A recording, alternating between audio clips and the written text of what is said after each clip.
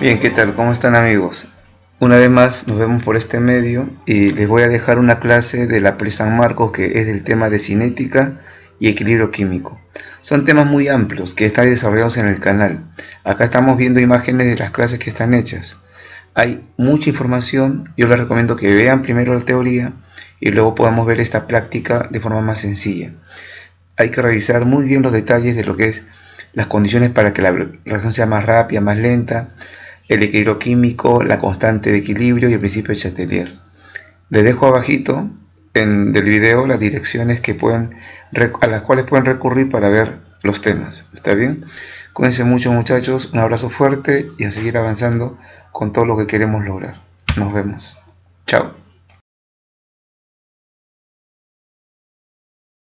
Bien, esta pregunta uno dice, la cinética química se dedica al estudio de la velocidad de las reacciones químicas, de los factores que afectan y los mecanismos a través de los cuales ocurren estas reacciones. Indique verdadero o falso. Bien, la primera alternativa nos dice, la velocidad de reacción se define como el cambio de concentración de un reactivo o un producto por una unidad de tiempo. Bien, amigos, claro, la velocidad de una reacción se puede expresar así. Esa primera alternativa es verdadera y la vamos a justificar a continuación. Tenemos acá una reacción química y lo que suele suceder cuando inicia una reacción, es decir, en el tiempo cero, es que solamente vamos a tener a los reactivos. Para eso, estas reacciones químicas se van a llevar a cabo en recipientes cerrados, más aún cuando tenemos gases, porque si estaría abierto se pueden escapar. A ver, vamos allá. Planteemos que nuestro recipiente tiene una capacidad de 2 litros y que inicialmente hemos colocado nuestros reactivos, ¿no? Que es nitrógeno e hidrógeno. Para eso van a participar una cantidad de moles, datos al azar que vamos a colocar para hacer el ejemplo, que sea por ahí de estos 40 moles y de este otro reactante, muchachos, que sea una cantidad, pongamos, de 100 moles, una cantidad cualquiera. Ahora, la velocidad de una reacción suele expresarse para una sustancia química en la reacción no con moles ni con masa, sino con concentración. Se suele usar eso para expresar la velocidad con la cual una reacción se desarrolla, ya sea empleando reactante o producto. Por lo cual, para cada gas vamos a emplear su molaridad y se define como sus moles entre el volumen del recipiente. Cada gas se expande y ocupa todo el volumen del sistema, por lo cual de nitrógeno tendremos una cantidad de 40 entre 2, 20 molar, y de hidrógeno 100 entre 2, 50 molar. Ya tengo la concentración de cada reactante al empezar, lo colocamos allá. 20 molar, y de hidrógeno, moles entre volumen, 50 molar. De producto no tenemos nada ahorita, está vacío. ¿Qué va a ocurrir? Vamos a hacer que el tiempo pase, y cuando el tiempo pase, esto se comienza a desarrollar, esto reacciona y esto se forma, ¿no? A ver, lo pongámoslo así. Pasó 5 minutos, y al paso de 5 minutos, esto va a consumirse. No sabemos cuánto, vamos a colocar un dato cualquiera. De los 20 molar que se consumen, muchachos, 5 pongamos. Se consume 5 molar, me estaría quedando, acá vamos a indicar lo que va quedando, y sería 15 molar. Pero él no se consume solo, él se consume con él.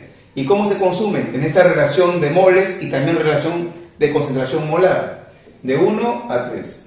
Si acá se consumió 5, en este intervalo de tiempo, acá se consume 15. Como había 50 menos 15, quedaría 35 molar. Y el producto ya va a aparecer, también en la misma proporción que los coeficientes, de 1 a 2. Se consumió 5, acá se forma el doble que es 10 y ya comienza a aparecer. ¿Bien?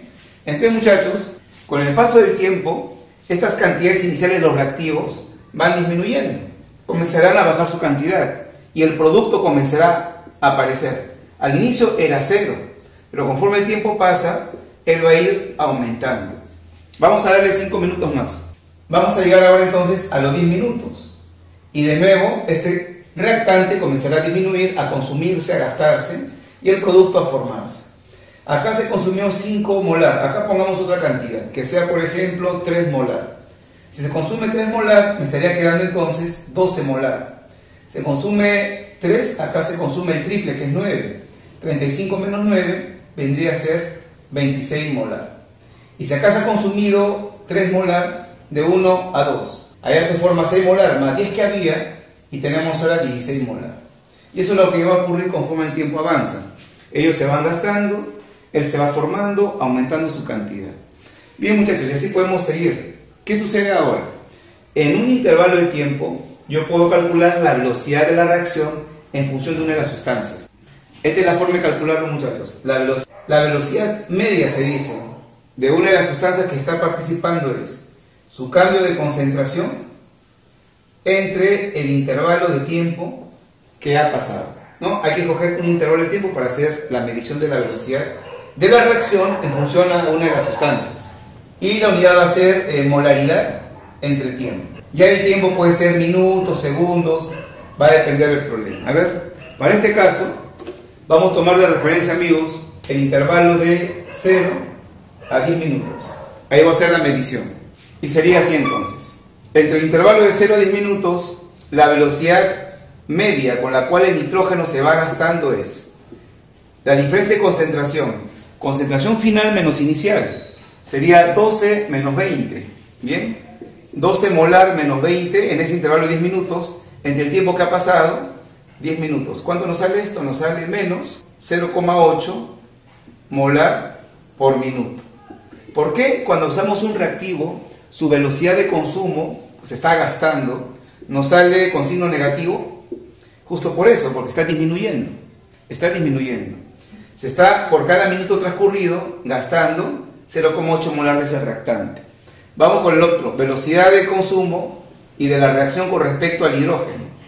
Su cambio de concentración sería 26 menos 50 entre el tiempo transcurrido, que sería 10 minutos. Nos saldría 2,4 molar por minuto.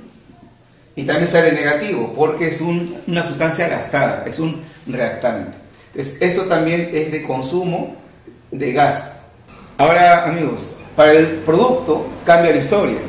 Velocidad con respecto al amoníaco formado. En esos 10 minutos el cambio de concentración será final menos inicial, 16 menos 0, 16 molar, entre el tiempo transcurrido 10 minutos y saldría 1,6 molar por minuto. Bien, y nos sale signo positivo porque eso está aumentando, está formando. Bien, justo en la teoría que nos dicen, para un reactante, a usar esa fórmula, pongámosle signo negativo a la operación. Y si es un producto, signo positivo, ¿no? Eso lo hacen para que no aparezca el menos al final, ya que velocidad negativa no existe, no en términos físicos. Entonces, si es un reactante, puedo colocar negativo, y si es un producto, se mantiene como positivo. Desde los primeros, si antepongo el signo negativo, ¿no?, a la operación, saldría acá más, ¿verdad? Claro, es con el afán, repito, de que la velocidad salga positivo. Yo ya lo interpreto así. Como es un reactante, se está gastando, ¿no? Se está gastando por cada minuto 0,8 molar. Acá también antepongo el signo negativo y saldría acá más. Yo entiendo que es un consumo, porque es reactivo. Por cada minuto se gasta 2,4 molar. Y acá, bueno, acá queda así nomás porque es producto. Algo más, muchachos. Si usted observa aquí las velocidades, va a encontrar una proporción definida. Esto es, por ejemplo, como 1. Esto es como 3. Vean la proporción. Y esto es como 2. Y si se han percatado, estas relaciones 1, 3 y 2 es la relación de los coeficientes. Como 1, como 3 y como 2. Entonces, a mí me están proporcionando la velocidad de alguno de ellos. Puedo saber también lo de los demás en función de los coeficientes. Por ejemplo, ¿no?, si me dicen, el nitrógeno se está consumiendo con una velocidad de 1,6 molar por segundo. ¿Con cuánta velocidad se consume el reactante hidrógeno? De 1 a 3. 1,6, acá sería entonces 4,8 molar por segundo. ¿Estamos de acuerdo? ¿Y con cuánta velocidad se forma el producto? De 1 a 2. 1,6, acá sería 3,2 molar por segundo. Bien, se puede hacer eso también. Por eso la primera alternativa, amigos, es verdadera. Vamos a la segunda. En la segunda proposición dice, un aumento de la temperatura de la reacción influye en su velocidad por la disminución de los choques efectivos. Eso está haciendo referencia a la llamada teoría de colisiones, que explica también cómo una reacción se va a llevar a cabo. A ver, tenemos acá esta reacción, que es la misma de la alternativa 1. Tenemos nitrógeno gaseoso, que acá lo he dibujado de esta manera, una molécula de ese gas. Acá 3 moléculas de hidrógeno, ahí tenemos a las 3. Y acá se formaron 2 moléculas de amoníaco, que lo ven ahí al final. Ya, la teoría dice así: para que una reacción pueda desarrollarse, necesita en los reactantes iniciales romper los enlaces químicos. Porque si este nitrógeno no se va a separar de su compañero, no va a quedar libre para unirse con los hidrógenos como está en el amoníaco. Tiene que haber acá ruptura de enlaces y acá también. Ahora, esa ruptura de enlaces no ocurre solo. Para que se rompan los enlaces, ¿qué se necesita? Energía. Siempre los reactantes necesitan absorber energía para que esto se disocie, esto se rompa y los átomos pasen a un estado transitorio de libertad. Pero ahora la propuesta de esta teoría es que la energía absorbida es por medio de choques. Y esta teoría es exclusiva para el estado gaseoso, donde la molécula tiene mucho movimiento y van a colisionar entre sí. Ahora, muchachos, entonces las moléculas gaseosas están viajando con cierta rapidez y esa rapidez va a generar que en algún momento, como están dentro de un recipiente cerrado, estas colisionen. Se va a realizar un choque. Pero hay que entender que los choques también tienen que tener cierta característica. Porque si, por ejemplo, las moléculas vienen muy lentamente y chocan despacito, van a regresar como llegaron, sin ninguna transformación, sin romper enlaces. Y también tiene que haber una orientación adecuada para que esto ocurra. Así que a esas condiciones, para que el choque genere ruptura de enlaces, tiene que ser un choque fuerte, con mucha energía y que esté bien orientado. Se le llama un choque efectivo o también denominado un choque eficaz. Cuando las moléculas de los reactivos chocan de forma eficaz, eso absorbe energía, todo choque genera una absorción de energía, lo cual va a producir la ruptura de enlaces. ¿Saben cómo se llama a esa energía que los reactantes deben absorber para romper los enlaces? Se le llama energía de activación. Y cada reacción tiene un valor determinado, no es igual para todas. Entonces, resumiendo, esta teoría plantea que las moléculas reactantes, que son moléculas gaseosas, van a chocar, y al chocar fuerte, ¿no?, de forma eficaz, se rompen los enlaces. Pasamos a este estado transitorio, muchachos. Los átomos se encuentran en libertad. Esto se denomina el complejo activado. Es un estado transitorio que no dura mucho. Luego de esto, los átomos que están libres, con el afán de ser estables, van a formar enlaces y pueden formar nuevas uniones. El con E, por ejemplo, con estos tres, y forma un producto que es el amoníaco. Nuevamente, acá los que han quedado, y se forma el otro amoníaco. Al final ya tenemos el producto obtenido, ¿no? Y de este momento para acá, del complejo activado para los productos, ahí se desprende energía. ¿Por qué razón? Porque se están formando enlaces. Y siempre la formación de enlaces libera energía. Bien, amigos, esto es el proceso de toda reacción química a grosso modo. Claro, en este caso la energía absorbida al inicio, llamada energía de activación, es por medio de choques. Y habrá otras reacciones donde la energía no se absorbe con choques, sino que uno le puede dar fuego, ¿no? Una pirólisis, puede dar energía eléctrica. La idea es que al inicio llegue una cierta cantidad de energía. Bien, ahora, esta reacción se puede hacer más rápida, puede aumentarse la velocidad, si yo hago que las moléculas choquen con más fuerza. Claro, si chocan con más fuerza, es más probable que se rompan los enlaces rápidamente y así ocurra la reacción. ¿Y cómo puedo hacer que las moléculas choquen más fuerte? Hacerlas que se muevan más rápido, aumentando la temperatura. Amigos, si en una reacción química se aumenta la temperatura, si aumentamos la temperatura, hacemos que los reactantes tengan mayor grado de agitación. Y al tener mayor grado de agitación, chocan de forma más fuerte, más enérgica, y van a ser más eficaces los choques. ¿Por qué más eficaces? Porque se rompen los enlaces. Entonces, a más temperatura, choques más eficaces y más rápida la reacción química. Bien, entonces acá nos decía el enunciado, un aumento de temperatura de la reacción influye en su velocidad, hasta ahí está correcto. Pero ¿por qué influye un aumento de la temperatura en la velocidad? Por la disminución de los choques efectivos. Falso. Cuando uno aumenta la temperatura, aumentan los choques efectivos o eficaces. Por eso la segunda alternativa, amigos, es falso. A ver, muchachos, en esta alternativa 3 dice, la etapa elemental más rápida de un mecanismo de reacción es la que determina la velocidad global de reacción. Bien, para esto voy a hacer un ejemplo previo, porque si no, no se va a entender. A ver, acá tenemos una reacción química, está planteado aquí. 2 monóxido de nitrógeno más 2 hidrógenos, gases, forman N2 más 2 aguas. Bien, ahora vamos a entender lo siguiente de esta manera. Una reacción química se puede entender de dos formas. Puede ser una reacción sencilla o elemental o una reacción compleja. ¿Qué significan estos términos que usa la cinética? Una reacción sencilla es aquella que va a ocurrir en una sola etapa. Es decir, colocamos NO con hidrógeno en el recipiente y de inmediato se combinan y sale el producto. Se realiza en una etapa, un solo paso para realizar la reacción. ¿Bien? En cambio, cuando es una reacción compleja, es aquella donde usted coloca los reactivos en el recipiente y no de manera directa forman el producto, sino que van formando productos intermediarios y que poco a poco van transformándose para sacar el producto final. O sea, no es de frente, no es en un solo paso. Acá se realiza en 2 o más pasos, o como se dice de forma más exacta, 2 o más etapas. Por ejemplo, muchachos, ustedes que han visto su curso de biología, saben de la fotosíntesis. Y no es una reacción que ocurre en un solo paso. No es que coloquemos CO2 y agua en la planta y de inmediato saque glucosa y oxígeno, sino que hay una etapa llamada luminosa, se forman sustancias, ¿no?, preliminares, previas. Luego hay una fase llamada oscura, donde se realizan también otras sustancias y luego todo se junta, ¿no? Más o menos por ahí va lo que es una reacción compleja.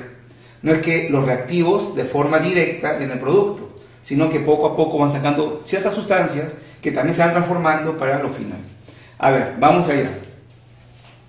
Si la reacción es sencilla o elemental, la velocidad de una reacción se puede escribir así, viendo la reacción directa, ¿no? Un solo paso, sería así la reacción. La velocidad de una reacción sería igual a, se usa una constante llamada constante de velocidad, le ponemos acá K, por la concentración molar, eso se indica con corchetes, de los reactantes, NO, por el otro reactivo que sería el H2. Y como es elemental o sencilla, un solo paso, una sola etapa, cada concentración queda elevada a exponentes que son los coeficientes. Aquí al cuadrado y acá también al cuadrado. Así sería, muchachos. Entonces, esa vendría a ser la expresión de la velocidad, ley de velocidad de una reacción elemental. K es una constante que depende de la temperatura por la concentración de los reactivos y cada uno de ellos elevado a su exponente, que es el coeficiente. Esto se le dice, sumamos los exponentes, sale 4, reacción de cuarto orden, así se va a decir.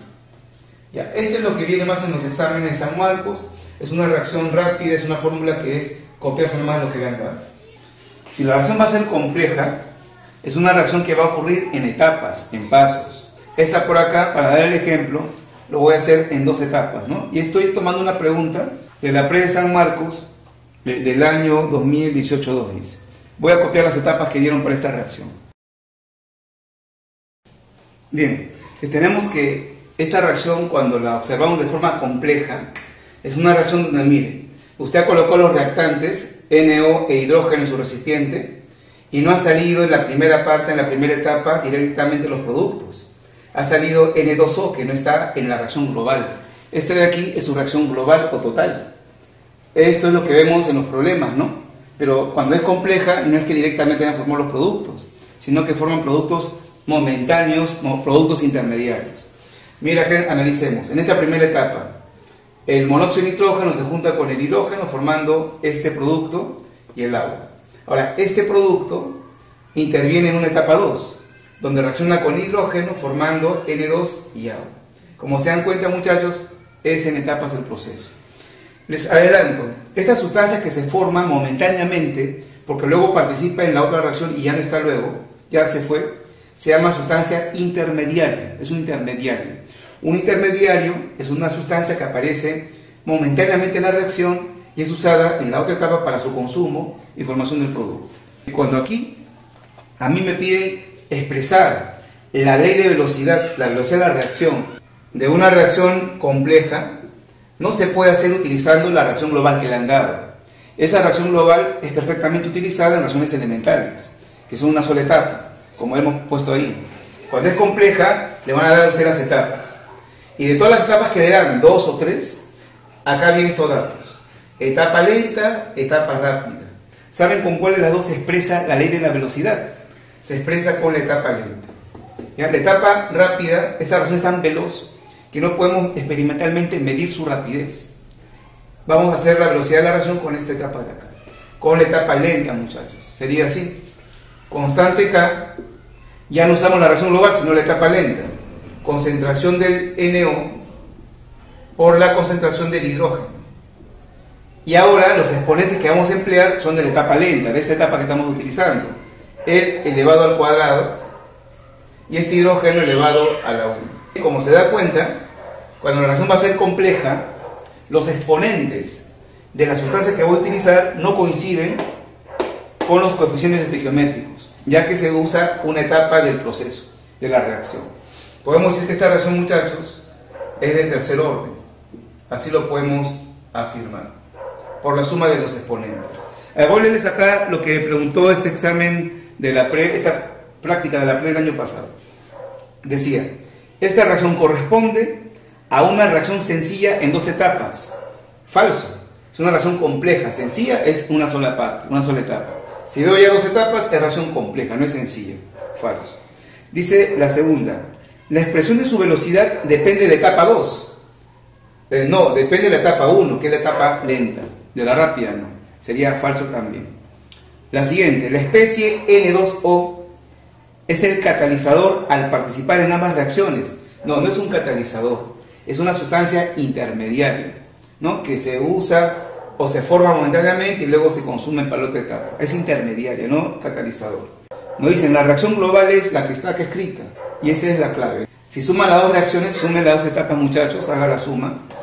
Sumemos, miembro a miembro, 2NO, ahí está, más 2 hidrógenos, ahí tiene, esto con esto se van, quedaría N2, que aquí está, y agua más agua, 2 aguas. Por lo cual, esa es la reacción global de este proceso en 2 etapas, ¿no? Eso es verdadero, esa era la clave. Dice, ¿se trata de una reacción en primer orden? No, falso. Es una reacción de tercer orden, por la suma de los coeficientes. Entonces, en esta práctica que estamos revisando, ya justificando con esto, nos decía, la etapa elemental más rápida de un mecanismo de reacción es la que determina la velocidad global de la reacción. No, la etapa más rápida no, la etapa más lenta. Eso sería, muchachos, falso. Entonces ya de forma global, la primera clave era verdadera, la segunda era falso y la última es falso. Por lo cual la clave vendría a ser, muchachos, la A. Bien, amigos, acá tenemos ahora una reacción con una gráfica que dice así: el perfil de energía de una reacción describe cómo cambia la energía de la reacción a medida que ésta avanza. Ahora nos dicen que a continuación se muestra el perfil de la energía para esta reacción que nos ponen allá. Muy bien, a ver, esto ya lo tenemos en un video explicado. Ya dejé la dirección ahí abajito del nombre y lo pueden revisar. A ver, muchachos, ¿qué entendemos por esto? Miren, este eje de las ordenadas nos indica cómo está la energía de las sustancias. Y siempre de la curva, ¿no?, de la reacción, de la energía de la reacción, la que está pegado al eje, que es esto, es los reactivos. Estos reactantes van a empezar con una energía de 172,3 kJ. Se les suele llamar energía o entalpía, que son sinónimos para una reacción química, y se simboliza con la letra H, entalpía del reactante. Y ahí tenemos su valor. Ahora, ¿qué debe ocurrir con los reactantes? Si recuerdan la pregunta anterior, los reactantes deben romper los enlaces. Eso se puede realizar cuando ellos chocan, ¿no? Un choque llamado eficaz o efectivo. En otras palabras, los reactantes deben absorber energía para que se rompan los enlaces. Esa energía que ellos deben absorber se llama energía de activación. Y acá se indica de la siguiente manera.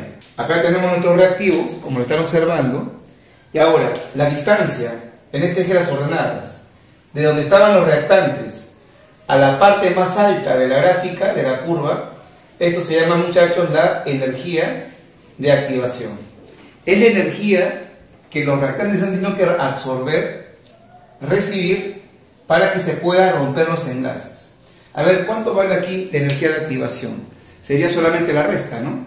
Este valor energético de la parte alta de la curva, menos la que tenían los reactivos. A ver, hagamos la resta. Y nos sale, muchachos, 209 kJ. Entonces, para esta reacción química, la energía de activación que se presenta es igual a 209 kJ. Otra reacción tendrá otro valor.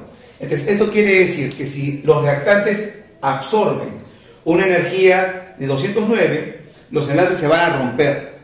En este punto más alto de la gráfica encontramos a todos los átomos libres. Eso se llama, amigos, el complejo activado. El complejo activado se encuentra siempre en la parte más alta de la gráfica, como hicimos en el problema anterior. En este momento encontramos todos los átomos libres, separados. ¿Por qué? Porque se han roto los enlaces gracias a la energía de activación. Luego que todos los átomos están separados, acá tenemos nitrógenos, oxígenos, todos los átomos libres del complejo activado. Estos átomos comienzan a formar nuevos enlaces para formar el producto que está allá a la derecha. ¿Está bien? Entonces ahora acá aparece el producto, lo está observando. Esos productos van a salir con otro contenido energético. Ese contenido energético, los productos con los que han salido, se indica acá, muchachos, y se llama la entalpía del producto. Entonces la gráfica no va a entender eso. ¿Cómo empieza la reacción? Siempre lo que está pegado al eje es la entalpía de los reactantes, su energía con que empiezan. Esa energía tiene que aumentar y absorbe la energía llamada energía de activación. Esa energía permite que se rompan los enlaces, llegando al punto más alto de la gráfica llamado el complejo activado. Todo está libre. Y ahora, de acá para acá, como se observa, está liberando energía. Está botando energía, la energía está cayendo, está liberándose de la reacción. ¿Por qué? Porque la formación de nuevos enlaces y del producto genera eso, que se libere energía. ¿Bien? Listo, amigos. Ahora falta un detalle nada más. Entonces, nuestra reacción química, que energéticamente está analizándose al costado, ¿qué está haciendo de forma general o global? Está absorbiendo o liberando energía. Eso se va a saber con este dato, el llamado delta de H, o cambio de entalpía de la reacción. Y se calcula como entalpía del producto menos entalpía del reactante. Es un dato importantísimo que nos va a decir que está ocurriendo energéticamente de forma neta o global con la reacción. A ver, restemos. Entalpía del producto, 33,2. Menos entalpía del reactante, que está ahí, 172,3. Y operando, muchachos, esto nos sale menos 139,1 kilojoule. Ahora interpretemos el dato. ¿Qué significa esto? ¿Por qué el cambio de entalpía que se calcula producto menos reactante nos sale negativo? ¿Qué indica el signo negativo? Que la reacción libera calor, pierde calor, y acá lo está viendo. Ha absorbido poco, pero miren cuánto ha liberado. Ha liberado mucho más. De forma neta, esta reacción bota energía. ¿Y cuánto bota de energía? Lo que dice acá el resultado de este cálculo que hicimos. ¿Está bien? ¿Cómo se llama esta reacción? Se llama reacción exotérmica. Una reacción exotérmica tiene esa forma de gráfica. Así lo ven. Reactante arriba, producto abajo en la cuestión energética. Bien, se libera más de lo que se ha absorbido. Se dice también que una reacción va a ser exotérmica cuando el cambio de entalpía va a ser negativo, ¿no? Cambio de entalpía, o también se le dice calor de reacción, es negativo. Y así lo tenemos. Ahora vamos a analizar las alternativas. Nos dice, la reacción absorbe 139,1 kilojoule. No, la reacción libera. Esto es lo que está liberando, no lo que está absorbiendo. Es una reacción exotérmica. Entonces, libera, desprende, pierde esa cantidad de energía. La primera alternativa, muchachos, sería falso. La segunda nos plantea, la energía de activación tiene un valor de 209,0 kilojoule. Y es verdad, ¿no? 209,0, 209 nada más, kilojoule. Segundo es verdadero. La tercera, el complejo activado posee una energía de 381,3 kilojoule. Acá está el complejo activado y su valor energético es justo el que dice la pregunta, por lo cual eso es verdadero. Clave, falso, verdadero, verdadero. Y tenemos como respuesta, amigos, la B. A ver, esta pregunta dice, la rapidez promedio de una reacción se puede medir a partir del cambio de la concentración de algún reactivo producto en el tiempo. Al respecto, para la reacción que está aquí mostrada, en cierto tiempo, me dan un intervalo así desconocido, se observa que el NO2, esta sustancia, se forma con una rapidez de 0,072 molar por segundo. Claro, como es un producto, es velocidad de formación. Dice ahora, determine la velocidad de consumo del N2O5. ¿Con qué velocidad esto se está consumiendo? Y además pide que determinemos también en ese intervalo de tiempo la velocidad de la reacción. Ya, muy bien, vamos a analizar. Bien, muchachos, miren. Primero balanceo la ecuación, ¿no? Hay que hacer un balance de la ecuación, verifiquemos. 2 nitrógenos, acá solo hay uno, acá ponemos 2. 5 oxígenos, 4 más 2 sería 6. Por lo cual, como tiene que haber 5 oxígenos, ¿qué les parece? Acá le ponemos un medio. 2 por 2, 4. 1 medio por 2 sería 1 y ya tenemos 5 oxígenos. Como preferimos trabajar con números enteros, a todo lo multiplicamos por 2. Acá sería 2 veces esto, acá quedaría, muchachos, 4, y 1 medio por 2 quedaría 1. Y ya tenemos la ecuación balanceada con números enteros. Bien, ahora como planteamos hace un ratito, si yo tengo la velocidad con la cual se consume una sustancia o con la cual se forma otra sustancia, puedo hallar la velocidad de los demás. ¿De qué manera? Así, por la estequiometría. Entonces, acá veamos la relación de moles entre el que tengo de dato y el que me están pidiendo. 4 a 2, o sea, de 2 a 1. De 2 a 1. Si acá tengo esta velocidad, acá sería la mitad. ¿Cuánto es la mitad de esto? Sería 0,036 molar por segundo. Ya tengo la velocidad de él. También podría hallar la velocidad del oxígeno. ¿Cómo sería? De 4 a 1. La relación de coeficientes es la relación de velocidad con la cual las sustancias se consumen o se forman.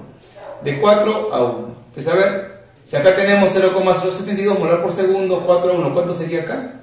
Y la velocidad sería 0,018 molar por segundo. Bien, amigos, ya tenemos una respuesta. Nos pedía con este dato de cómo se forma el NO2, cuya velocidad tenemos de información, la velocidad de él. Y esta es la primera respuesta. Ahora nos dice que calculemos la velocidad de la reacción. ¿Y cómo hallamos la velocidad de la reacción acá, muchachos? Usando estas velocidades medias, ¿no? Promedio en un tiempo determinado. Se hace así en general. Podemos usar cualquiera de las sustancias.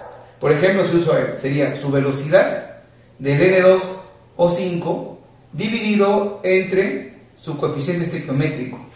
Si quiero usar la otra sustancia, la velocidad de la reacción tiene que ser igual para toda sustancia. Vendría a ser la velocidad del NO2 entre su coeficiente estequiométrico, que sería 4, e igual la velocidad del oxígeno entre su coeficiente, que vendría a ser 1. Si ya no quiero expresar la velocidad de una sola sustancia, como acá lo hemos hecho, y quiero expresar la velocidad de la reacción en un intervalo de tiempo, se puede hacer uso, muchachos, de esta expresión. Sería esto entre 4, esto entre 1, esto entre 2. Y con cualquiera de ellos, ¿cómo saldría el resultado? 0,018 molar por segundo. ¿Está bien? Les recalcamos esto, muchachos. Acá estamos haciendo mediciones de velocidades en un intervalo de tiempo. ¿Bien? Y nos dieron este dato. En un cierto tiempo se halló esta velocidad promedio, digamos, de este producto. Con estequiometría hallo la velocidad de los demás. Y cada sustancia tiene una velocidad distinta. Esta en función del coeficiente.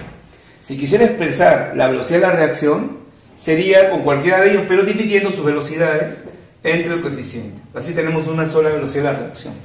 La clave sería acá, entonces, muchachos, 0,036 molar por segundo y 0,018 como velocidad de la reacción. La clave es la A.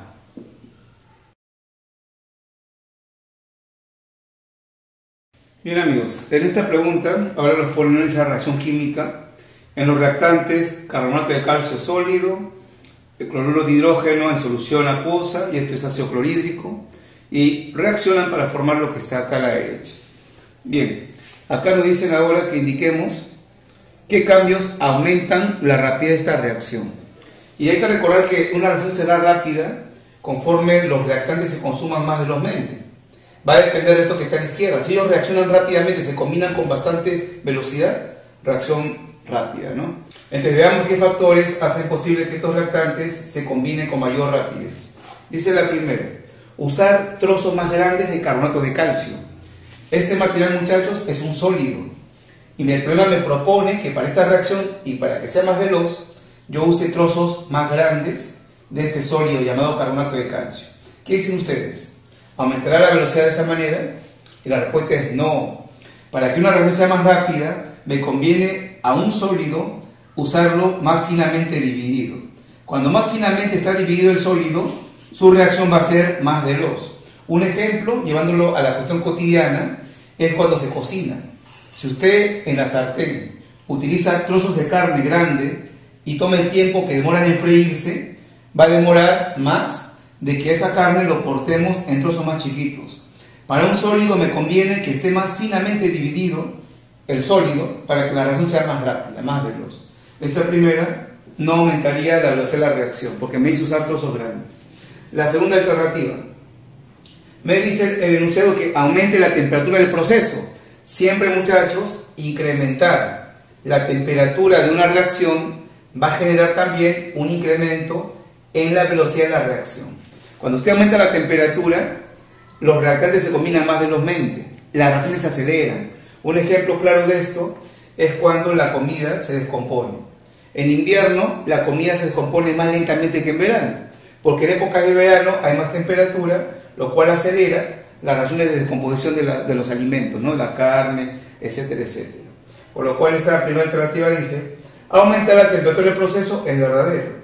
Eso se aumenta la velocidad de la reacción. En la tercera nos dicen, aumentar la concentración de ácido clorhídrico. Claro, entendemos que este ácido clorhídrico está en solución. Tenemos acá el recipiente, tenemos agua como solvente y dentro tenemos el HCl disuelto, ¿no? Ya está. Acá tenemos el HCl que se encuentra disuelto dentro del agua, está en solución. Tiene una concentración, una molaridad determinada. ¿Qué sucede? Una manera de aumentar la concentración del soluto del HCl es agregando más ácido. Si ahora yo agrego más ácido dentro del agua, incrementaré la concentración molar. Y al aumentar la concentración, porque agregamos más ácido, tenemos más reactante que va a atacar al carbonato. Entonces, siempre que aumentamos la concentración de una solución, como el HCl, también aumenta la velocidad de la reacción. Por lo cual acá decía, aumentar la concentración de ácido clorhídrico también aceleraría la reacción. Serían 2 y 3 nada más, amigos. La clave vendría a ser la C de casa. En esta pregunta número 5, nos plantean lo siguiente. Las reacciones complejas son aquellas que se llevan a cabo en varias etapas, lo cual ya hemos explicado en la primera pregunta. Si la reacción entre el NO2 y el CO es compleja, a ver, el NO2 y el CO van a reaccionar y nos dicen que su reacción va a ser compleja. El mecanismo de la reacción se muestra a continuación. Entonces miren, esta reacción es directa, no es una sola etapa, es compleja y se realiza en 2 etapas. Esta primera es la etapa lenta y la segunda la etapa rápida. En la primera vamos a hacer un cambio. NO2 más NO2, podemos juntarlo, ¿verdad? Como es la misma sustancia 2 veces, ¿qué tal si acá solamente le colocamos 2? Es igualito, es lo mismo. Tenemos 2 etapas para esta reacción entonces, etapa 1 y etapa 2. Bien, vamos a ver la primera pregunta que nos dice. La ecuación global es la que nos mencionan en el texto. Vamos a ver. ¿Cómo sacamos la reacción global? Sumando miembro a miembro las ecuaciones e eliminando lo que es igual en ambos lados. A ver, acá sería entonces 2 veces NO2 más, y acá esta observación, el N2O4 está formado allá. Entonces este es el proceso, ¿no? Lo entendemos así. Esta sustancia forma a este producto, el cual es momentáneo porque luego participa en la etapa 2 para consumirse y formar los productos finales. Entonces, ¿cómo se llama esa sustancia que participa como producto en la primera etapa y como reactante en la segunda? Que al final no va a estar porque se consume. Se llama sustancia intermediaria. Es la sustancia intermediaria. Y acá tenemos al N2O4. Se va a ir, esto se va a eliminar, muchachos. Al sumar las ecuaciones, quedaría de frente el CO. Vamos ahora a producto. CO2, se forma este producto CO2, más el NO, más NO2. Pero acá ponemos algo más, ¿verdad? Este 2NO2, acá lo tenemos en cantidad de 2 unidades, y ahí también salió como 1. Podemos eliminarlo, pero ojo, este NO2 que estamos ahorita simplificando no es intermediario. Un intermediario es aquel que se forma en la primera etapa y participa en la segunda como reactante. El NO2 no se ha formado en la primera etapa, no se ha formado, él no es intermediario. Entonces acá simplificamos, el NO2 se va y acá quedaría 1 de esa manera, ¿está bien? Ya tenemos ahí la reacción global, muchachos. Si corroboramos la ecuación, a ver si está balanceada, sería un nitrógeno, 3 oxígenos y acá tenemos 3, un carbono. Bien, amigos, acá tenemos la reacción neta del proceso y acá nos decían que iba a ser NO2 más CO, CO2 y NO. La primera es verdadera, es correcta. La segunda, dicen la velocidad de la reacción. Este es con la ecuación de Goulburn y Weiss, la ley de velocidad. Dice que va a ser K por CO por NO2. Recuerden que cuando es una reacción compleja, la ley de velocidad, la ecuación de velocidad de la reacción, se determina con la etapa lenta, por lo cual sería constante K por la concentración del NO2 elevado al cuadrado, ¿no? A su coeficiente, ¿está bien? No va a intervenir acá el CO, porque el CO se encuentra en la etapa rápida. Esa sustancia no va a intervenir en la ley de velocidad, solamente la primera. Y acá sería falso, porque nos dice CO por NO2, es incorrecto. Falso. Y la tercera plantea, el intermediario es el NO, y el orden de la reacción es 2. El intermediario no es él. Él no apareció en la primera reacción y se consumió en la segunda. Él es un producto de la segunda etapa. Así que esto no es intermediario. Y si quisiéramos darle un orden a la reacción, con la ley de velocidad sería el exponente de la sustancia. Reacción de segundo orden. Por lo cual la tercera, amigos, es una alternativa incorrecta. La clave vendría a ser verdadero, falso, falso, y es la D. Bien, en esta pregunta número 6 ya nos hablan del equilibrio químico y nos plantean que el equilibrio químico es un estado dinámico en el que las concentraciones de los reactivos y productos permanecen constantes. Con respecto al equilibrio, determine verdadero o falso. Bien, muchachos, para eso tenemos esta reacción química. Nosotros siempre tenemos que establecer, por más que no nos dé el problema esa idea, que toda reacción química está llevándose a cabo en un recipiente cerrado. Entonces, yo tengo acá un recipiente cerrado y dentro de él voy a colocar mis sustancias. Cuando inicia la reacción química tenemos solamente los reactivos, que sería el SO2 y además sería el oxígeno. Ahora, en este caso, viendo el cuadro que nos han proporcionado como ejemplo, al inicio, a los 0 minutos tenemos 40 molar de él, 40 molar de él. Son datos iniciales como podrían ser otros valores también. Ahora, conforme el tiempo avance, sabemos que las sustancias de la izquierda, los reactantes se van gastando, el producto va formándose. En los 10 primeros minutos se ha gastado 10 molar de él. De 2 a 1 se ha gastado del 5. Como había 40, se gasta 5, me deja 35. De 2 a 2, la misma proporción. Si se gastó 10, acá se forma 10, y ahí está.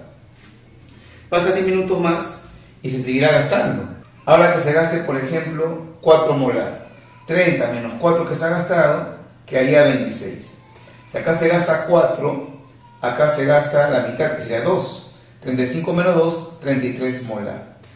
Lo que se gasta acá, se forma acá también, porque está en la misma proporción de moles y por ende de concentración molar.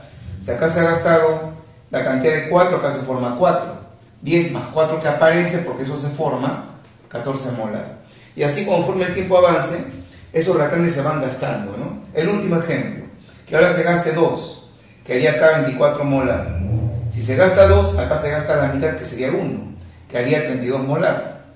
Si acá se gasta 2, acá se forma 2. 14 más 2 sería 16 molar. Entonces, esa es la tendencia de toda reacción química, muchachos. Pero, ¿qué ocurre? En una reacción química va a llegar un momento del estado de equilibrio, en el cual estas variaciones que está observando ya no van a ocurrir. Digamos que en este ejemplo, a los 30 minutos se llega al equilibrio. ¿Qué quiere decir? Que conforme el tiempo avanza, ya las cantidades que se formaron no varían su concentración, se mantienen constantes. ¿Y por qué ocurre eso? Lo que pasa es que después de un tiempo, en este caso 30 minutos, para la otra reacción será otro tiempo, se establece un proceso reversible. Así como hay reacción directa, hay reacción inversa, pero con una característica. ¿Qué es lo que pasó? Que la velocidad de la reacción directa y la velocidad de la reacción inversa son iguales. Llegado un momento dado, muchachos, así como los reactantes para la derecha forman una cantidad de producto, ese producto también devuelve a los reactantes en la misma proporción o cantidad, estableciéndose una igualdad, y esto se llama el estado de equilibrio. No es que en el estado de equilibrio la reacción se haya detenido, por lo cual ya no hay variación de las cantidades. Todo sigue reaccionando, pero en ambas direcciones. Estas reacciones se llaman reacciones reversibles. Solamente en ellas se establece este estado. Bien, entonces cuando mi reacción llega al equilibrio, se dice que llega al equilibrio, como decía el texto, porque ya es constante todo. ¿Qué es constante? La temperatura, la presión, la cantidad de las sustancias. Al inicio solamente había reactante. Llegado al equilibrio, nos queda algo de ellos todavía, no se gasta todo, se gasta una parte nada más, y nos queda producto acompañando a los reactantes. ¿Y cómo son ellos? Constantes. Siempre en el equilibrio nos queda una mezcla de todas las sustancias de la reacción, reactantes y productos. Las velocidades ya no van a cambiar, se hacen iguales, se hacen constantes y de igual valor. Te decía acá en la primera alternativa, las velocidades de la reacción directa e inversa son constantes. Eso es verdadero. Llegado al equilibrio ocurre eso. Antes no.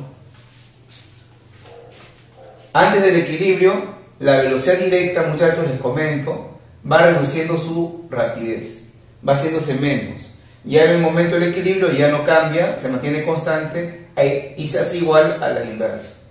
Entonces la primera es correcta. La segunda dice, el equilibrio es homogéneo cuando las sustancias se encuentran en la misma fase.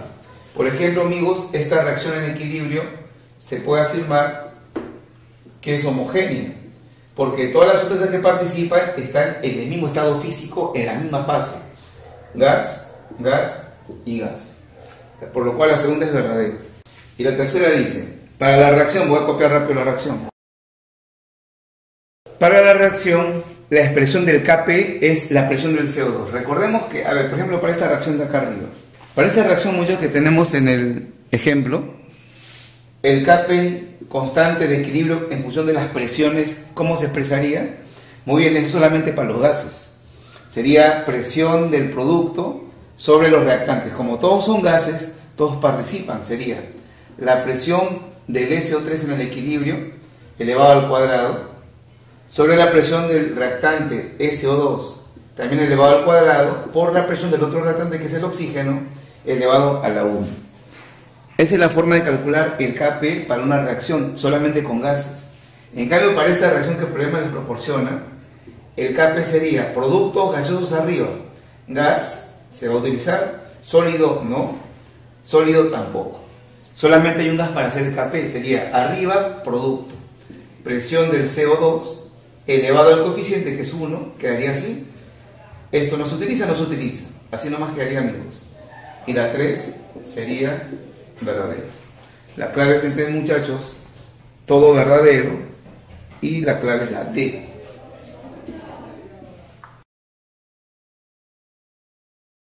A ver, en la pregunta número 7 plantea sobre la constante de equilibrio y nos dice que esta reacción se va a desarrollar a 1000 Kelvin, y cuando llega al equilibrio, ya llega ese momento en que todo se mantiene constante. Las concentraciones de cada sustancia son las siguientes, tal, tal y tal. Es dato directo al problema. Quiere que terminemos, muchachos, cuánto es la constante de equilibrio llamada Kc. Se llama Kc porque se hace con concentraciones, con molaridades. Y justo acá tenemos las molaridades. Para esto vamos a balancear la ecuación por tanteo. Y acá sería 2, 1 y 2. ¿Y cómo se expresaría simbólicamente la constante Kc?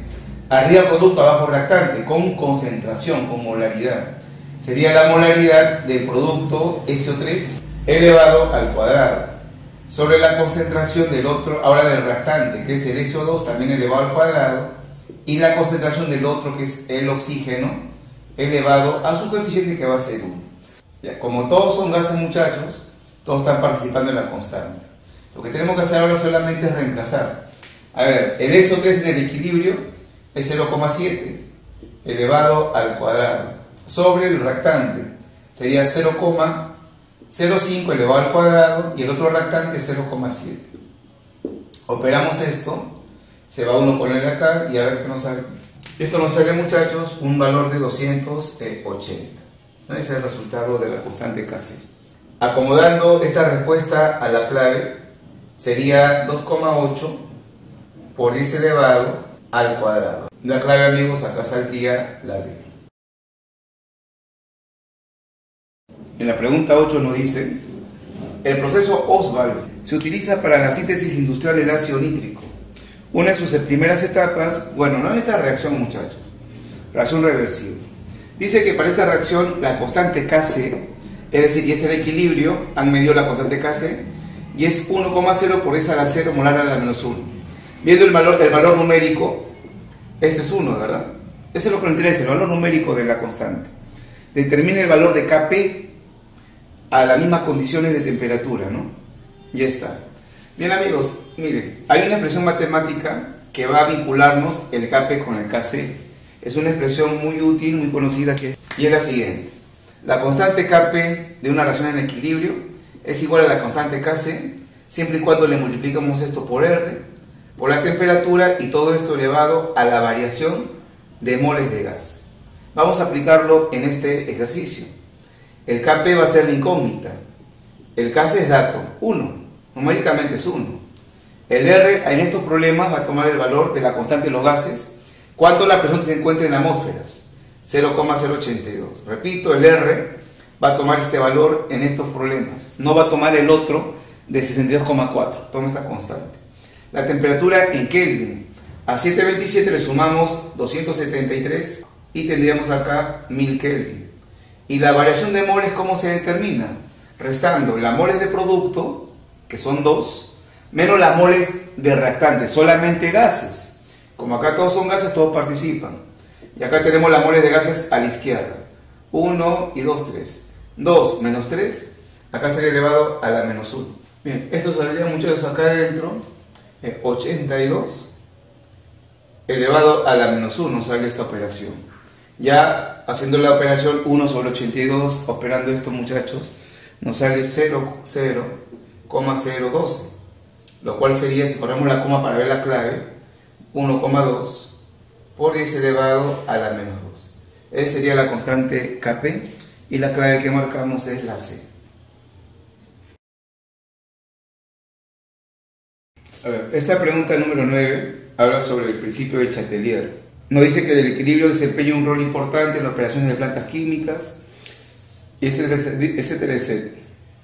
Y nos dice, ¿no? A partir de esta reacción que nos dan, determine cuáles de las siguientes acciones incrementa la producción de amoníaco. Acá se va a aplicar el principio de Chatelier y tenemos que ver qué acción de las que nos proponen generaría que esta reacción produzca más amoníaco. Y si queremos que se produzca más amoníaco, tendría la reacción que dirigirse hacia él, hacia la derecha. Analicemos uno por uno. A ver, lo que nos proponen es la acción externa que va a generar que esto se desequilibre. El sistema va a dar una respuesta por dentro para equilibrarse. Amigos, esto de Chatelier ya lo tenemos en el canal, en un video bien explicado en teoría. Y el último video que hemos también puesto son problemas del principio de Chatelier, si quieren revisarlo. Dejo nuevamente ahí la dirección para que lo revise. Bien, ahora, dice la primera acción, reducir la cantidad de nitrógeno. Si usted reduce la cantidad de nitrógeno, el sistema se desequilibra. ¿Qué buscaría por dentro? Incrementar. Buscaría reponer el nitrógeno que usted le retiró o lo disminuyó. Y como el nitrógeno se encuentra a este lado de la izquierda, para que esto aumente, para que se forme, tendría que irse para ese lado, ¿no?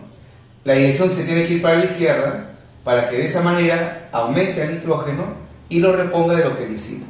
Bien, por lo cual no sería clave porque la pregunta quiere que se vaya para la derecha.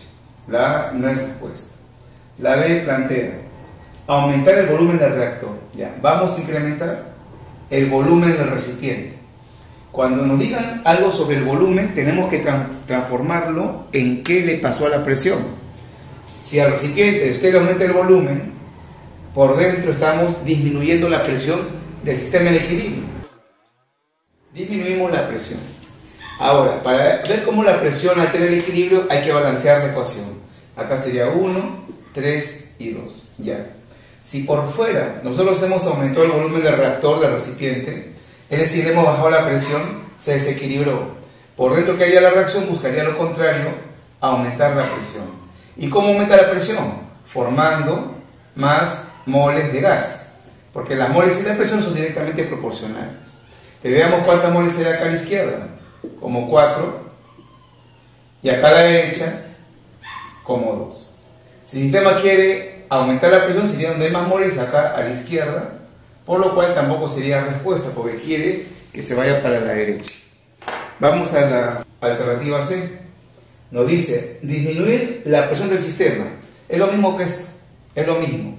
Acá nos daban con el volumen, lo hemos ya evaluado con la presión que se ha hecho, pero acá nos dicen directamente, si bajamos la presión, igual, mismo análisis, seguiría para la izquierda, es igual que la anterior. La clave tiene que ser la D, que nos dice disminuir la temperatura. Para saber cómo un cambio de temperatura altera el equilibrio, hay que saber si esta reacción es exotérmica o endotérmica. Como vemos acá, el cambio de entalpía que nos han dado es negativo, significa que libera calor.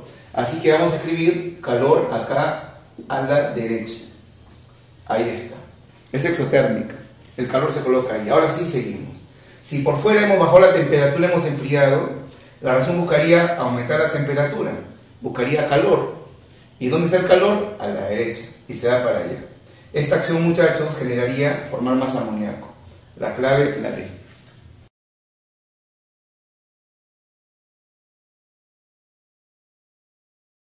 Esta primera pregunta de los propuestos nos dice: a menudo se busca que una reacción tenga lugar con rapidez suficiente por razones prácticas, pero no tan rápido como para causar peligro. Para ello se manipula uno o más factores. Al respecto, determine qué factores son los modificados en los siguientes eventos. A ver, muchachos, dice acá la primera. La combustión del carbón pulverizado es más rápida que la del carbón en trozos. Y acá entendemos lo siguiente, como ya hemos planteado también en las preguntas anteriores. Siempre que un sólido está más finamente dividido, va a tener una reacción más veloz que un cuerpo más grande. Como explicamos, ¿no? La carne en mayor tamaño se cocina más lentamente que la carne más finamente dividida. Si agarramos acá el carbón pulverizado, por ejemplo, cuando hacemos una parrillada, ¿no? Una pollada, el carbón grande, en trozos grandes, se quema lentamente. En cambio, los trozos más chiquitos se combustionan con mayor velocidad. Por lo cual aquí, el factor que está haciendo posible esto es la llamada área de contacto o superficie de contacto, el grado de división. Mientras más zonas estén en contacto en el proceso químico, más rápida es la reacción. Eso se consigue cuando está más pulverizado. Pues acá va a ser esa justificación de por qué el carbón pulverizado va a quemarse más rápido que el carbón en trozos, es por la superficie de contacto. Por lo cual, ese es el primer factor. La siguiente, el ácido clorhídrico 0,5 molar reacciona más lento con el zinc que el ácido clorhídrico 2 molar. Ya, esa afirmación es real. ¿Por qué? Porque siempre que tengamos dos sustancias, la que tenga más concentración tiene mayor velocidad de la reacción. Ahí el factor clave, muchachos, es la concentración del reactivo. Acá tengo un ácido de mayor concentración que este ataca más rápidamente a los metales. Los ataca más rápido, como el caso del zinc. Es concentración. Y la segunda dice: la cocción de un huevo es más rápido a 100 grados centígrados que a 70. Y cuando uno cocina, entiende que siempre a mayor temperatura, más rápida va a ser la reacción por la cantidad de calor que está entregando al alimento, ¿no? Para que el fuego llegue a 100 grados centígrados es porque está entregando mucho calor. Y a más calor, más rápido se fríe un pescado, más rápido se cocina el arroz, se sancocha un huevo también. Ahí el factor es la temperatura, pues no este es directo. Este sería superficie de contacto, concentración y temperatura. Y la clave, amigos, ahí es la B. Bien, en esta pregunta 2 nos dice, ¿no? Nos dan acá 3 perfiles de energía para 3 reacciones diferentes. Esto corresponde a una reacción, esta y esta también. Dice que indiquemos en base a estas gráficas la reacción más rápida y la reacción más lenta. Esto, muchachos, tiene que ver solamente con la energía de activación, que es la distancia desde los reactantes, que es esta parte pegada a la gráfica, a las ordenadas hasta el punto más alto, que es el complejo activado. Aquí, por ejemplo, la energía de activación es 30 kJ. Acá es 50 y acá es 40. ¿Qué es la energía de activación? Es la energía que los reactantes deben absorber para iniciar la reacción. Entonces, ¿qué entendemos de estos 3 valores? Que absorber 50 de energía va a demorar más. En cambio, absorber 30 va a ser más rápido. Entonces, esto es lo que va a definirme si mi reacción va a realizarse de forma más rápida o de forma más lenta. ¿Bien? Entonces, ¿qué entendemos? De las 3 gráficas, la primera tiene la menor energía de activación. Quiere decir que absorber 30 va a ser más rápido que absorber 40. Y a su vez que absorber 50. La reacción que va a ser más lenta, que va a costar realizar, se va a realizar lentamente, es la que tenga mayor energía de activación. Llegar a alcanzar 50 va a demorar más tiempo que alcanzar 40 y 30. Por lo cual, en base a eso, muchos podemos establecer lo siguiente. La velocidad de la reacción, la más rápida, va a ser la que tiene menor energía de activación, la primera. Luego será la de 40, la reacción 3, y la reacción más lenta vendría a ser la 2, la que tiene mayor energía de activación. Como nos piden aquí que marquemos ¿Cuál es la reacción que va a ser más rápida y la más lenta? Sería 1 y 2. La clave, la A.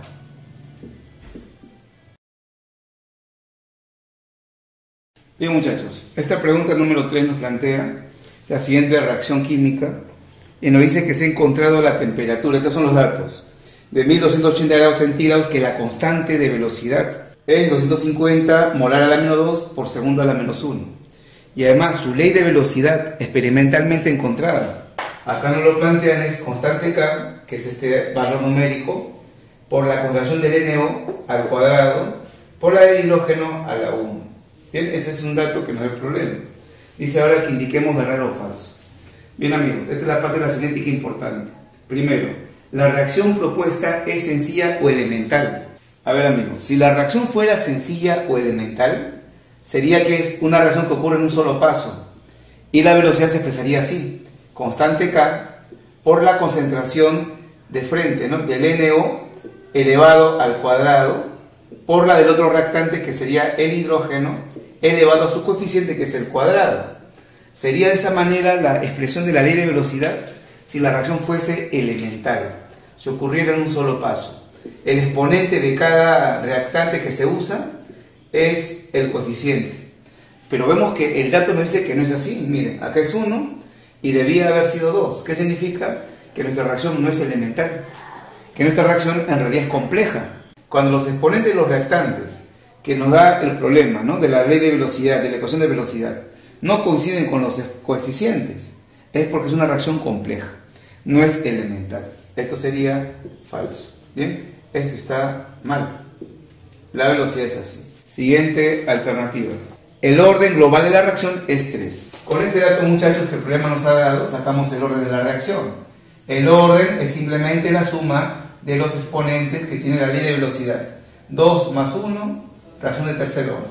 La segunda alternativa sería verdadera. Y ahora dice la última. Si la concentración del NO, aquí está, va a ser 0,012 molar, mientras que el hidrógeno es 0,006 molar, entonces la velocidad tiene un valor de 2,16 por 10 a la menos 4 molar sobre segundo. Bueno, muchachos, tenemos todo. Tenemos la correlación de cada reactante, el K lo tenemos de dato y solo hay que multiplicar. A ver, voy a reemplazar. La velocidad de la reacción con la ley de velocidad sería constante K, 250, concentración del reactante NO, 0,012 elevado al cuadrado, lo dice la expresión que nos dieron, por la del hidrógeno, que sería 0,006. Bueno, vamos a acomodar esto para multiplicar y todo. Y jóvenes, si nos sale 2,16 por 10 elevado a la menos 4. Viendo las unidades que están ahí utilizadas, sale molaridad sobre segundo. Sí es la respuesta. Era reemplazar nada más y operar con cuidado. Por lo cual la clave sería falso, verdadero, verdadero. Y nos piden acá que indiquemos justo ello, la clave sería la B.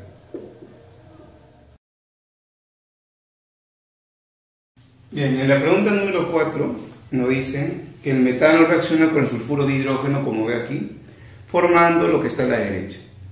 Bien, ahora, determina el valor de Kc y Kp, la constante de equilibrio de esta reacción, sabiendo que las presiones parciales de la mezcla en equilibrio, estos datos ya son el equilibrio. En el equilibrio en mi recipiente tenemos a todas las sustancias. Como son gases, cada uno tiene una presión llamada parcial, y acá están los datos de cada uno de ellos. Y además sabe que la temperatura es 1000 Kelvin, nada más. Bueno, amigos, la pregunta está no tan compleja. Lo que puedo hacer acá de inmediato es hallar la constante de equilibrio Kp, el cual se halla con las presiones de los gases, y acá tengo todos los datos, y está en equilibrio. Como está balanceada la ecuación, vamos a la derecha primero. Arriba los productos. Presión de este producto, 0,52 atmósferas, elevado a su coeficiente, que es 1.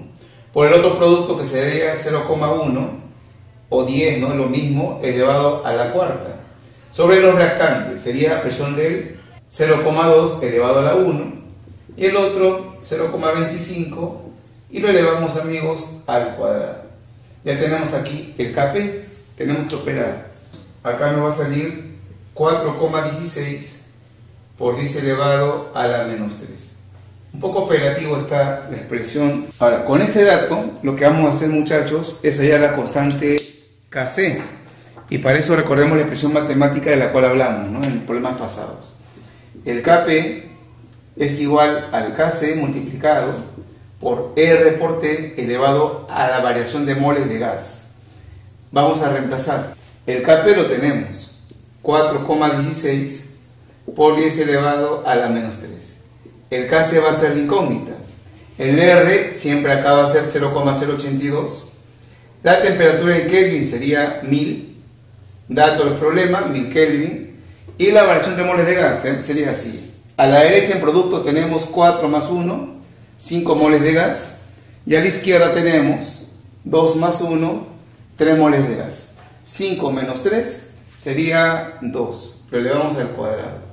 Y acá despejamos el valor del Kc. Está un poco operativo, como les digo, muchachos. En un examen de admisión ya sería un poco más simple, ¿no?, el cálculo. En la pre siempre suelen poner partes operativas. Vamos a operar. Y sale, muchachos, 6,19 por 10 elevado a la menos 7. Bien, la clave sería entonces esto y esto. Bien, 2 sería la D. Ya. Y llegamos a la última pregunta, amigos, en la cual trata de ver el principio de Chatelier, ¿no? Y acá nos dice que para esta reacción determinemos la acción que incrementa la producción del NO, lo que está allá.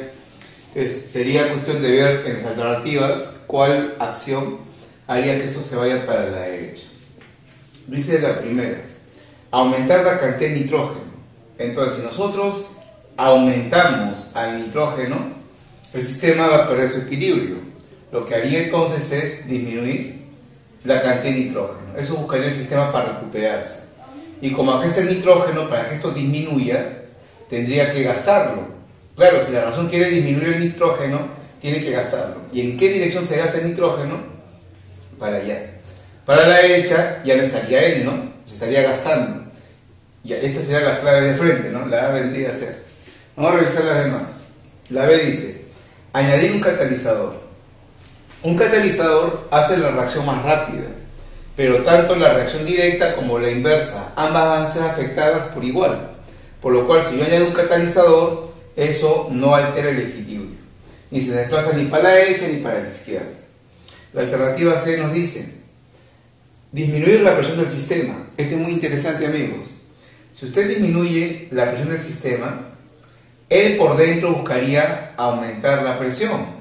Y si quiere aumentar la presión, tiene que dirigirse al lugar donde exista más moles de gas. Veamos a ver en qué lugar hay más moles de gas. Acá a la izquierda tenemos 2 moles de gas. Y a la derecha también tenemos, como observa, 2 moles de gas. Cuando las moles de gas son iguales en ambos lados, un cambio de presión no altera el equilibrio. Para que un cambio de presión externo altere el equilibrio y esta reacción y se vaya para un lado, tiene que haber diferente cantidad de moles de gas en las sustancias que están participando izquierda y derecha. Como acá son iguales, un cambio de presión no altera el equilibrio. Y la D dice disminuir la temperatura del sistema. Vamos a enfriar el sistema, la reacción. Bueno, el sistema buscaría lo contrario, que sería calentarse, aumentar la temperatura y buscaría el calor. En este caso el calor lo han colocado de forma numérica y se encuentra a la izquierda. Es una reacción llamada endotérmica. Y como busca aumentar la temperatura, busca el calor, como está a la izquierda, se va hacia ese lugar. Bien, la clave única que hace que se vaya para la derecha es la A.